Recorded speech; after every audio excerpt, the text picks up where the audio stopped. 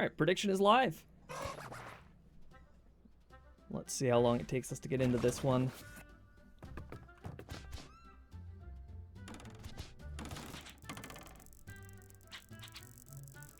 Kind of surprised to see neither of them taking the spring in the first box. I feel like most of the time, especially at top level, if you see any good item in the starting box, you know, people do not hesitate to take it. Interesting. I wonder what Raito's plan is there. What's he trying to set up?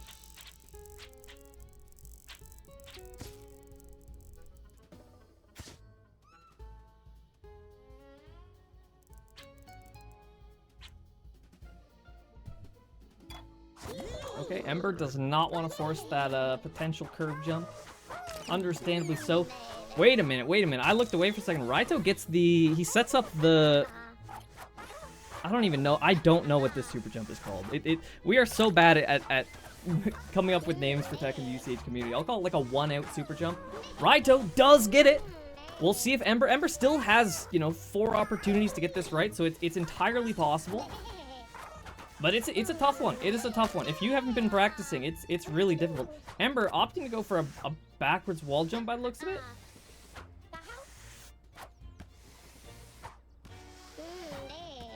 Yeah, Ember practicing the backwards wall jump. Is backwards wall jump for clearing spike balls a legal move?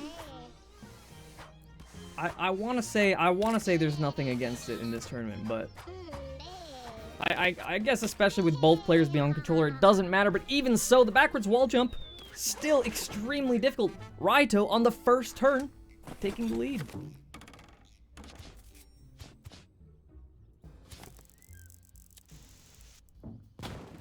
Okay, yeah, and really interesting strategy by Raito. Actually, really interesting strategy by Raito. He recognizes, you know, even though he wants to continue having that super jump set up, he recognizes that Ember is going to counter build it regardless.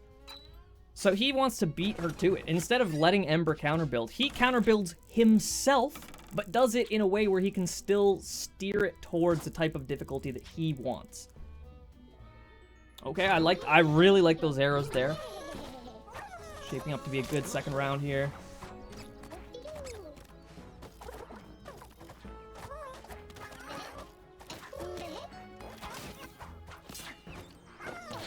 Nothing too difficult quite yet, but there's so much potential. There is so much potential for this setup right here to become something big. Oh, but wait a minute. Maybe I underestimated it, because Ember struggling to get through there.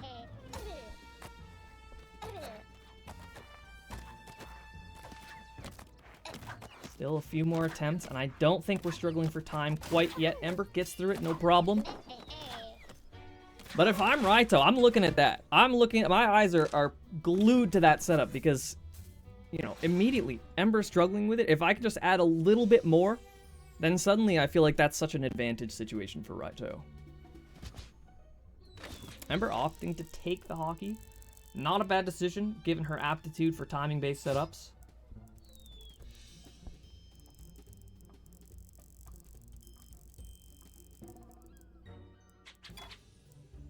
Ooh, okay, I like that. I like that placement. Okay, what's Raito gonna do this spring? Yep, okay. That's difficult to counter build against. I don't really see anything. I don't really see any build you can do to mitigate that difficulty. All I really see is maybe making an easier position to jump from, but at the end of the day, that is spring precision and it is forced. That is incredibly difficult.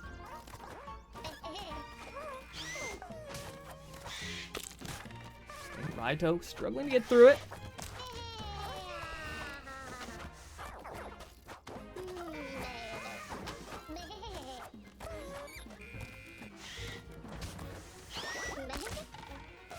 Again.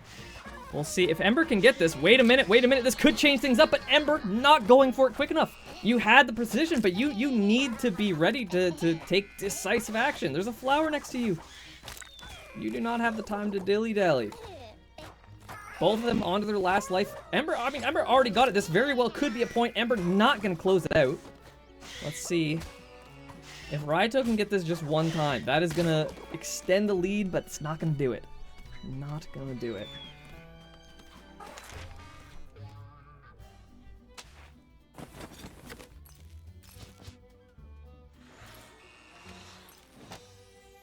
Ember really deliberating here.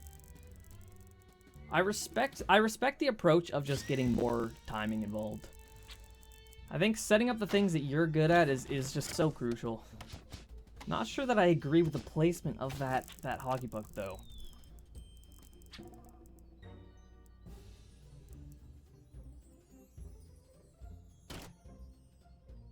Ooh, okay, I love that cannon. But wait. I'm interested to see how this cannon actually works. Is there going to be enough time to cannon bait that? Okay, no. So Raito actually wants to force you to go around it. Honestly, I might like that even more. Still, everything revolves around this setup here. Raito threw it on the first attempt. Let's see, can Ember follow up? She did not yet.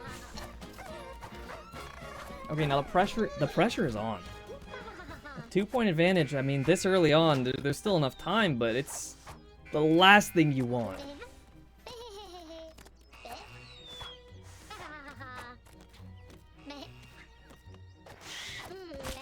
Ooh, Ember, something I'm noticing, I think Ember is not trusting, I think she's not trusting herself enough on that jump.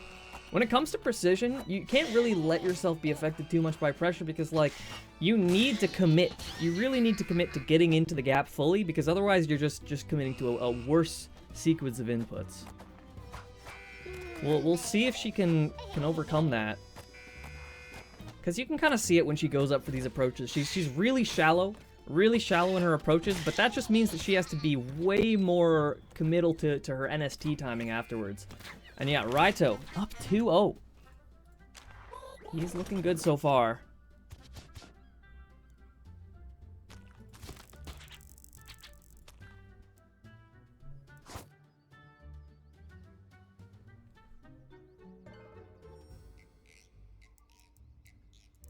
Ember, not too pleased about that one, understandably.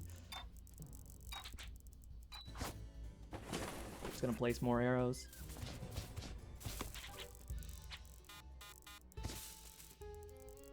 Okay, at a point like this, Ember needed something to change things up. And as far as, as far as changing things up go, I don't think there's a single item better than Black Hole. Ember choosing to still take more of a projectile-based approach.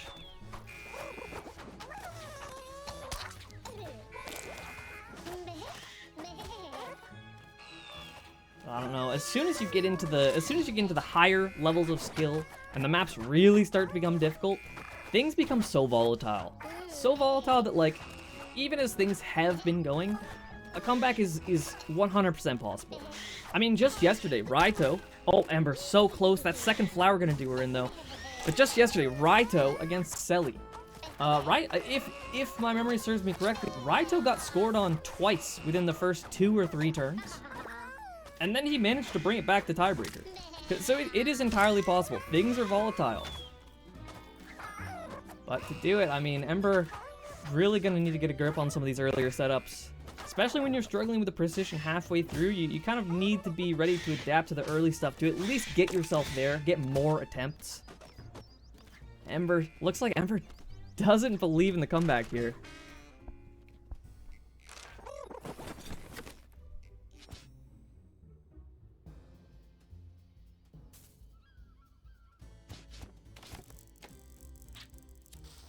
Okay, getting rid of the spring, definitely the right move. If I'm Ember, I'm looking to place anything I can in that section to just guarantee that even if Raito gets another spring, it can't get set up again. These wires might be able to do something?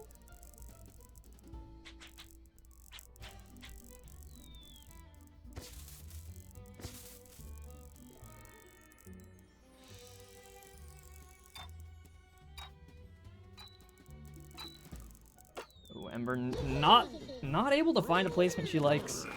Really unfortunate. I mean, especially when you have an item like a black hole, something that really could make a difference. Not being able to find a placement in spots like that is very disheartening. good weight.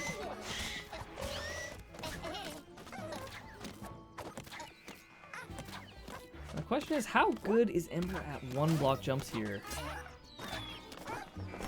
Raito, no problem with it.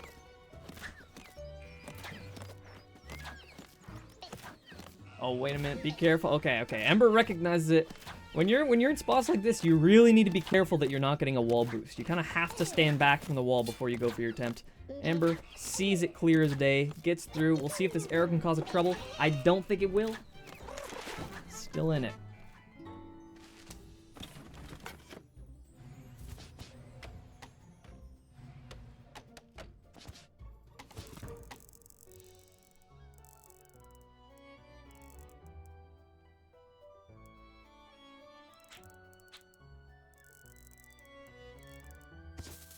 Okay, now wait. Do those wires kill? I believe if you place a spike ball in that spot, it kills. I'm not 100% sure about the wires. We'll have to see.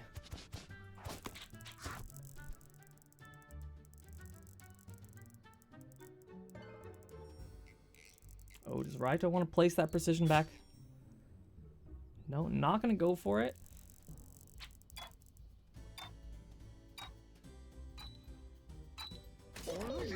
Okay, interesting. Ember completely just wants to do away with that can setup.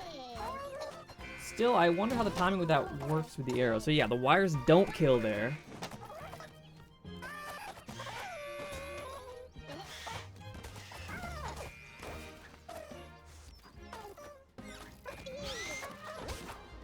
Black hole not gonna be an issue either.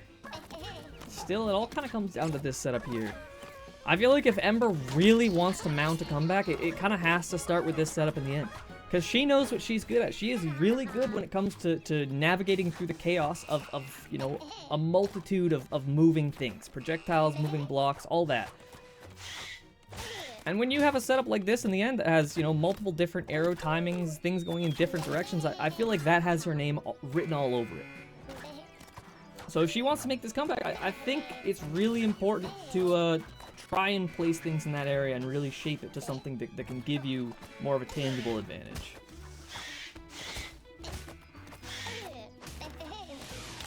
Oh my gosh, wait a minute, but this could be the game. Ember onto her last life already.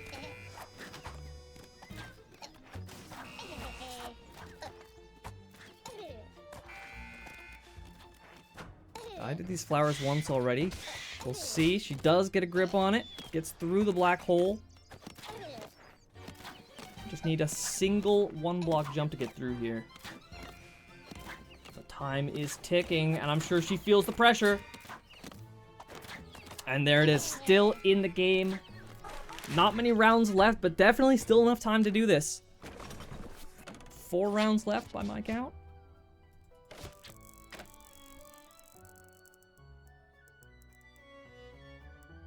Oh, okay. I like the idea from Raito. And yep, Ember has the right idea. Placing that spike ball in the end, bare minimum, she's able to force something in such a crucial area for her. Really surprised by that spike ball. Maybe there was more of an idea to it than I know, but I think that's a very passive placement. Things considered though, Raito losing 2 lives now to the start. Ember getting through it, no problem. Raito opting to go for the approach with the cannon. Doesn't seem to be working. He's now onto his last life. This actually could be a potential comeback for Ember. And yeah, okay, so 2 lives left. If Ember can just make it through this first setup, we already know that she has what it takes to get through the rest. This could be the start of something big. But a really unfortunate death for Ember. Really unfortunate. And against a player like Raito, like, he is quick to adapt. I think that was her big opportunity. Because I can't see a world where Raito keeps the starting setup as it is now. You know, either he adapts mechanically and just gets through it, or he changes up the map in a way that, you know, favors him more. We'll have to see.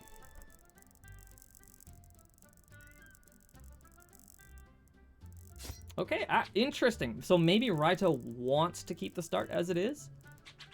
If so, I mean, Ember still is in it. Ember still has a chance. We'll see. Okay, and yeah, forcing a bit more timing. Not a bad play at all. It's somewhat of a passive placement, but I feel like that kind of thing is okay when last round you already had a pretty clear advantage.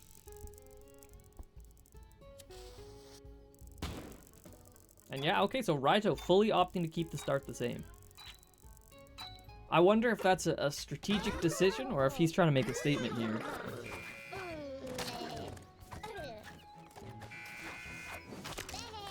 Ember jumping a little bit too quick. It's difficult. You know, with this setup, you really need to get good at your single frame jumps. Wow, Raito. I guess he probably held right through the cannon, but super unfortunate death.